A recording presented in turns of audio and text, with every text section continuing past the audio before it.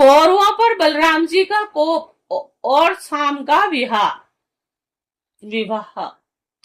श्री सुखदेव जी कहते हैं कि परीक्षित, जामवंती नंदन साम अकेले ही बहुत बड़े वीरों पर विजय प्राप्त करने वाले थे, और वह स्वयंवर में स्थित दुर्योधन की कन्या लक्ष्मणा को हर लाए, और इससे गौरवों कौरवों का बड़ा क्रोध हुआ, और वे बोले कि यह बालक बहुत ढीठ है। देखो तो सही, इसने हम लोगों को नीचा दिखाकर बलपूर्वक हमारी कन्या का अपहरण कर लिया, और वह तो इसे चाहती भी न थी। और अतः इस ढीठ को पकड़कर बांध लो। यदि यदुवंश लोग रुष्ट भी होंगे तो वे हमारा क्या बिगाड़ लेंगे। वे लोग हमारी ही कृपा से, हमारी दी हुई धन न्यास से परिपूर्ण पृथ्वी का उपभोग कर रहे हैं। यदि वे लोग अपने इस लड़के के बंदी होने का समाचार सुनकर यहाँ आएंगे तो हम लोग उनका सारा घमंड चूर चूर कर देंगे, और उन लोगों के मिजाज बड़े वैसे ही बड़े ठंडे हो जाएंगे जैसे संयमी पुरुष के द्वारा प्राणायाम आदि उपायों से वंश में की हुई इंद्रियां। ऐसा विचार करके कर्णशल, भूरिश्रवा, यद केतु और दुर्योधन आदि वीरों ने कुरुवंश के बड़े बुड्ढों की अनुमति ली और स्वाम को पकड़ लेने की तैयारी की। जब महारथी साम ने देखा कि धृतराष्ट्र के पुत्र मेरा पीछा कर रहे हैं, तब एक सुंदर धनुष चढ़ाकर सिंह के समान अकेले ही रणभूमि में डट गए, और इधर कर्ण को मुखिया बनाकर कौरव वीर धनुष चढ़ाए हुए शाम के पास आ पहुंचे, और क्रोध में भरकर उनको पकड़ लेने की इच्छा से खड़ा रह इस प्रकार ललकारते हुए बाणों की वर्षा करने लगे। परीक्षित, यदु नंदन साम यदुनंदन साम अचित्य शैलशाली भगवान श्री कृष्ण के पुत्र थे, और गौरवों के प्रहार से वे उन पर चिढ़ गए, जैसे सिंह तुच्छ हिरणों का पराक्रम देखकर चिढ़ जाता है। साम ने अपने सुंदर धनुष का टंकार करके कर्ण आदि 6 वीरों पर, जो अलग अलग 6 रथों पर सवार थे, 6 बाणों से एक साथ अलग अलग प्रहार किया, और उनमें से 4 बाण उनके 4 घोड़ों पर, और एक उनके सारथियों पर, और एक उन महान धनुषधारी रथी वीरों पर छोड़ा। और शाम के इस अद्भुत हस्त लाघव को देखकर विपक्षी वीर भी मुक्त कंठ से उनकी प्रशंसा करने लगे। और इसके बाद उन 6 वीरों ने एक साथ मिलकर शाम को रथहीन कर दिया, और 4 वीरों ने एक बाण से उनके 4 घोड़ों को मारा, और एक ने सारथी को, और एक ने शाम का धनुष काट डाला। और इस प्रकार गौरवों ने युद्ध में बड़ी कठिनाई और कष्ट से शाम को रथहीन कर बांध लिया, और इसके बाद वे उन्हें अपनी कन्या लक्ष्मणा को लेकर जय मनाते हुए हस्तिनापुर लौट आए। अब राजा परीक्षित, नारद जी से यह समाचार सुनकर यदुवंशियों को बड़ा क्रोध आया, और वे महाराज उग्रसेन की आज्ञा से कौरवों पर चढ़ाई करने की तैयारी करने लगे। और बलराम जी कलह प्रधान कलयुग के सारे पाप ताप को मिटाने वाले हैं। उन्होंने गुरुवंशियों और यदुवंशियों के लड़ाई झगड़े को ठीक न समझा, और यद्यपि यदुवंशी अपनी तैयारी पूरी कर चुके थे, फिर भी उन्होंने उन्हें शांत कर दिया, और स्वयं सूर्य के समान तेजस्वी रथ पर सवार होकर हस्तिनापुर गए, और उनके साथ कुछ ब्राह्मण और यदुवंश के बड़े बूढ़े भी गए। और उनके बीच में बलराम जी की ऐसी शोभा हो रही थी कि मानो चंद्रमा ग्रहों से गिरे हुए हों। और हस्तिनापुर पहुंचकर बलराम जी नगर के बाहर एक उपवन में ठहर गए, और कौरव लोग क्या करना चाहते हैं इस बात का पता लगाने के लिए उन्होंने उद्धव जी को धृतराष्ट्र के पास भेजा और उद्धव जी ने गौरवों की सभा में जाकर धृतराष्ट्र, भीष्म पितामह, द्रोणाचार्य, बाईक और दुर्योधन की विधि पूर्वक अव्यर्थ वंदना अभ्यर्ना यानी वंदना की और निवेदन किया कि बलराम जी पधारे हैं। अपने प्रेम हितैषी और प्रिय प्रीतम बलराम जी का आगमन सुनकर गौरवों की प्रसन्नता की सीमा न रही।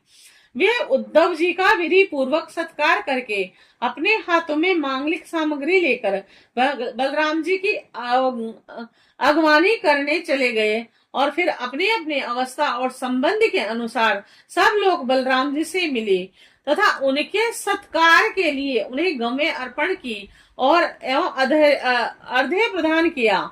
और उनमें जो लोग भगवान बलराम जी का प्रभाव जानते थे उन्होंने सिर झुकाकर उन्हें प्रणाम किया। तदंतर उन लोगों ने परस्पर एक दूसरे का कुशल मंगल पूछा और यह सुनकर सब भाई बंधु कुशल से हैं। बलराम जी ने बड़ी धीरता और गंभीरता के साथ यह बात कही कि सर्व समर्थ राजाधिराज महाराज उग्रसेन ने तुम लोगों को एक आज्ञा दी है और उसे तुम लोग एकाग्रता और सावधानी के साथ सुनो, अविलंब उसका पालन करो। और उग्रसेन जी ने कहा, हम जानते हैं कि तुम लोगों ने कठिनाइयों से निकलकर अधर्म से अकेले धर्मात्मा सांब को हरा दिया और बंदी कर लिया है, और यह सब हम इसलिए सह लेते हैं कि हम संबंधियों में परस्पर फूट न पड़े, एकता बनी रहे। अतः अब झगड़ा मत बढ़ाओ और शाम को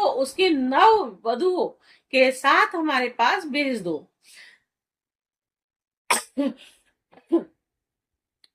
परीक्षित जी बलराम जी की वाणी और वीरता, सूरता तथा बल पौरुष के उत्कर्ष से परिपूर्ण और उनकी शक्ति के अनुरूप भी यह बात सुनकर कुरुवंशी क्रोध से तिलमिला उठे और वह कहने लगे, अहो यह तो बड़े आश्चर्य की बात है। सचमुच काल की चाल को कोई टाल नहीं सकता। तभी तो आज पैरों की जुती उस सिर पर चढ़ना चाहती है जो श्रेष्ठ मुकुट से सुशोभित है। इन यदुवंशियों के साथ किसी प्रकार हम लोगों ने विवाह संबंध कर लिया। ये हमारे साथ सोने बैठने और एक पंक्ति में खाने लगेंगे। हम लोगों ने इन्हें राज सिंहासन देकर राजा बनाया और अपने बराबर बना लिया। यह यदुवंशी चंवर, पंखा, संग, श्वेत छत्र और मुकुट, राज सिंहासन और राजोचित सैया का उपभोग और उपयोग इसीलिए कर रहे हैं कि हमने जानबूझकर इस विषय में उपेक्षा कर रखी है। बस अब हो चुका। यदुवंशियों के पास राजचिन्ह रहने की आवश्यकता नहीं और उन्हें उनसे छीन लेना चाहिए। जैसे सांप को दूध पिलाना और पिलाने वाले के लिए ही घातक है, वैसे ही हमारे दिए हुए राज चिन्हों को लेकर यह यदुवंशी हमसे ही विपरीत हो रहे हैं। देखो तो भला हमारी कृपा प्रसाद से तो इनकी बढ़ती हुई और अब यह निर्लज होकर हमें पर हुक्म चलाने लगे हैं। शोक है। जैसे सिंह का ग्रास कभी भेड़ा नहीं छीन सकता, वैसे ही यदि भीष्म, द्रोण, अर्जुन और कौरव पुत्र जानबूझकर न छोड़ दें और न दे दे तो स्वयं देवराज इंद्र भी किसी वस्तु का उपभोग कैसे कर सकते हैं। श्री शुक्रदेव जी कहते हैं, परीक्षित, कुरुवंशी अपनी कुलीनता और बांधवों, परिवार वालों, भीष्म आदि के बल और धन संपत्ति के घमंड में चूर हो रहे थे और उन्होंने साधारण शिष्टाचार की भी परवाह नहीं की और वे भगवान बलराम जी को इस प्रकार दुर्वचन कहकर अस्तिनापुर लौट गए। बलराम जी ने गौरवों की दुष्टता, अशिष्टता देखी और उनके दुर्वचन भी सुने। अब उनका चेहरा क्रोध से तमतमा उठा और उस समय उनकी ओर देख देखा तक नहीं जाता था।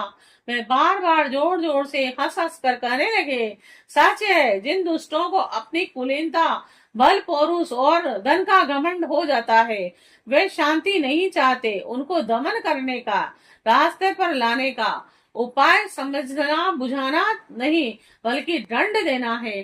ठीक वैसे ही जैसे पशुओं को ठीक करने के लिए डंडे का प्रयोग आवश्यक होता है।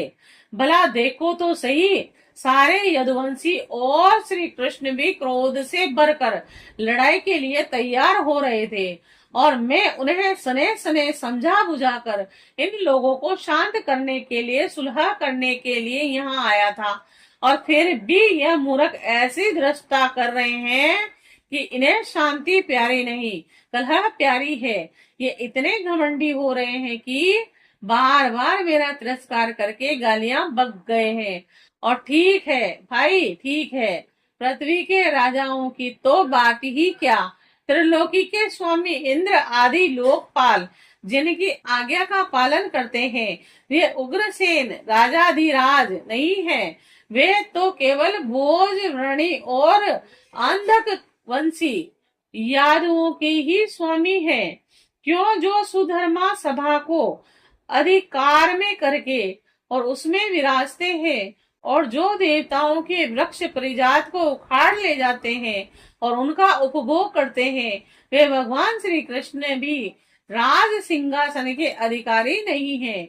अच्छी बात है, सारे जगत की स्वामिनी भगवती लक्ष्मी स्वयं जिनके चरण कमलों की उपासना करती हैं, वे लक्ष्मीपति भगवान श्री कृष्ण चंद्र, छत्र चौर और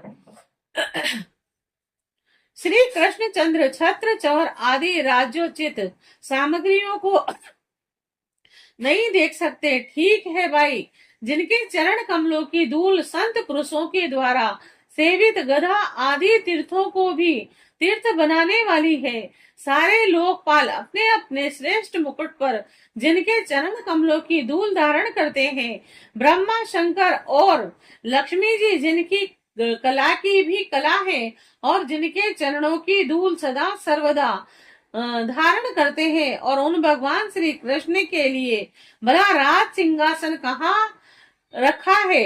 बेचारे यदुवंशी तो कौरवों का दिया हुआ पृथ्वी का एक टुकड़ा भोगते हैं। क्या खूब हम लोग जुती हैं, और ये कुरुवंशी स्वयं सिर है, और ये लोग ऐश्वर्य से उन्नत घमंडी गौरव पागलों सरीके हो रहे हैं, और इनकी एक एक बात कटुता से भरी और वैसे पैर की है।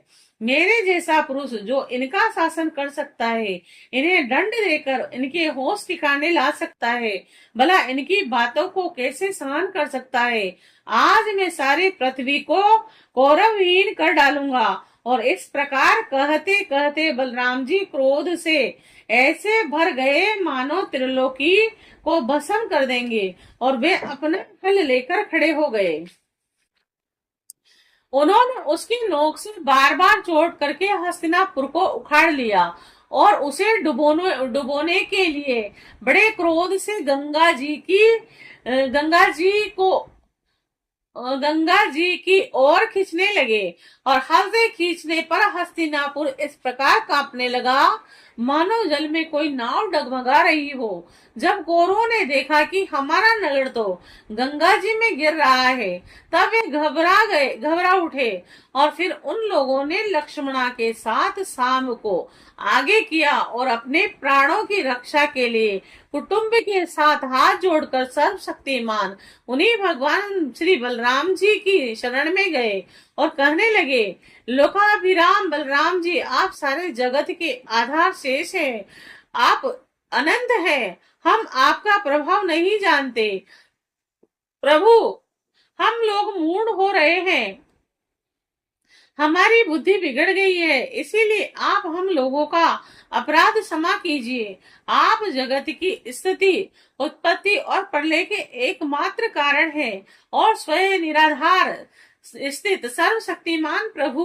बड़े बड़े ऋषि मुनि कहते हैं कि आप खिलाड़ी हैं, और यह सब के सब लोग आपके खिलौने हैं। हे अनंत, आपके सहस्त्र सहस्त्र सिर हैं।